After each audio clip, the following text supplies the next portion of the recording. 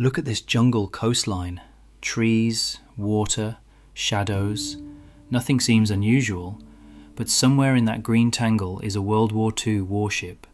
Not hidden behind the island, not parked beside it. The warship is trying to be the island. In March 1942, a small Dutch vessel near Java was caught in a dangerous part of the Pacific War. It could not outrun enemy aircraft. It could not outgun them.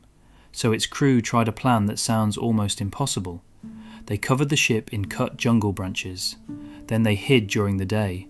They moved mostly at night, and they hoped that, from the sky, their little warship would look like one more scrap of tropical shoreline. This was not a prank, it was a survival plan. Every giant event has its teacups, the tiny true stories hiding inside the enormous ones. And today's teacup is a ship with leaves on its deck, branches over its metal bones, and one very strange job. It had to stop looking like a ship. The ship was called HNLMS Abraham Crijnssen. It was not a giant battleship. It was not a famous floating fortress with huge guns and thick armour. It was a small Dutch mine warfare vessel. Its work was careful and dangerous, but it was not built to fight its way through a sky full of enemy aircraft. In early 1942, the Abraham Crijnssen was in the Netherlands East Indies. That was a Dutch colony at the time, in the region we now know as Indonesia. The larger event around it was enormous. Japan was advancing through Southeast Asia and the Pacific. Around Java, Allied forces were under heavy pressure. Ships from several countries had been trying to hold the line, but after major naval defeats in the region, the situation became extremely dangerous. Remaining Allied vessels were told to withdraw if they could. That little phrase mattered, if they could, because leaving was not simple. The waters near Java were dangerous, the skies were even worse. Japanese aircraft had a powerful advantage from above. For any ship trying to escape, daylight could turn the ocean into a spotlight. From an airplane, a ship is hard to hide. Metal edges catch the light.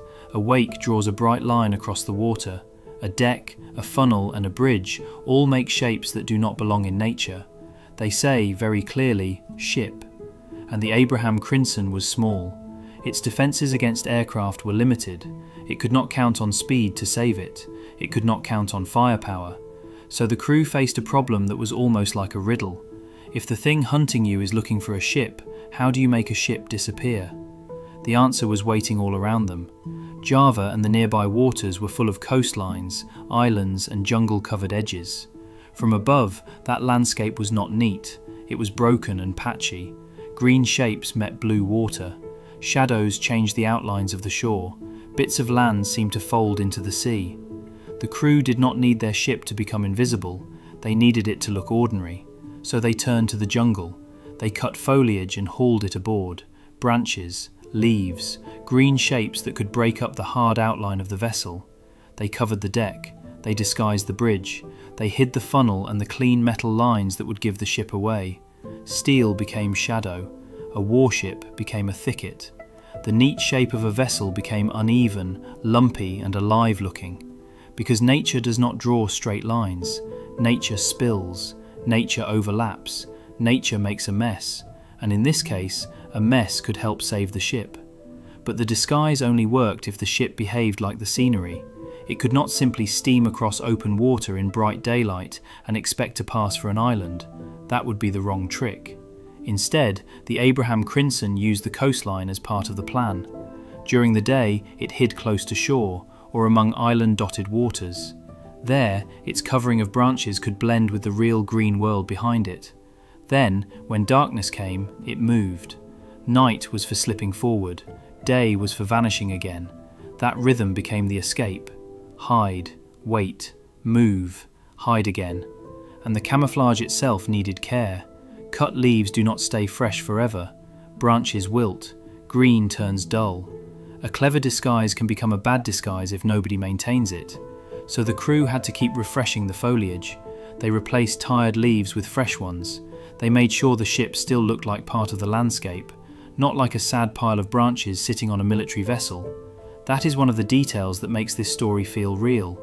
It was not one brilliant idea followed by an easy escape. It was work. It was patience. It was timing. It was a crew keeping the ship moving, hidden and disguised, while a giant war moved around them. Imagine the strange quiet of those days. Above them, the danger was in the sky. Around them, the coastline offered cover. Beneath their feet was a real warship, and over that warship was a pretend island. The turning point of this story is not a battle. It is not a cannon shot. It is not a dramatic duel at sea. The turning point is the moment the crew chooses not to look stronger. They choose to look smaller, less important, less interesting, less like a target. That is the cleverness of the Abraham Crijnssen. It survived by refusing to be obvious. In a war full of enormous machines, this little ship found power in pretending to be part of the background. And in March 1942, the plan worked.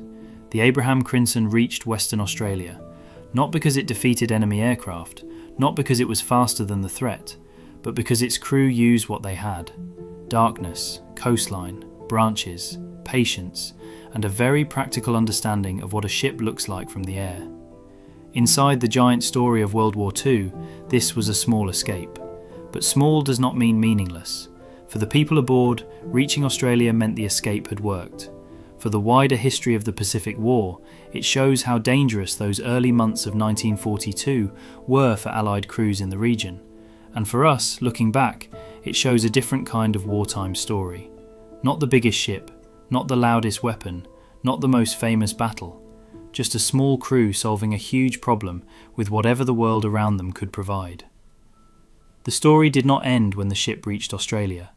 After a refit, the Abraham Crijnssen served with the Royal Australian Navy as HMAS Abraham Crijnssen.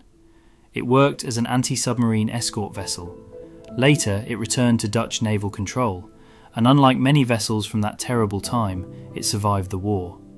Today, the ship is preserved by the Dutch Navy Museum in Den Helder. It is no longer hiding near a jungle coastline. No one has to replace the leaves. No one has to wait for nightfall before moving.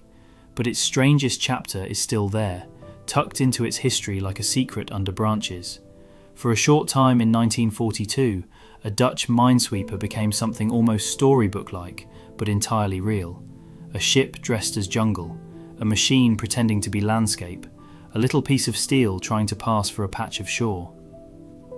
World War II is often remembered through giant events: invasions, battles, maps, armies, aircraft, fleets. But sometimes the detail that stays with us is much smaller. A crew with a problem, a coastline full of trees, a warship that could not fight the sky, so it disappeared into the leaves. That is the teacup inside the giant.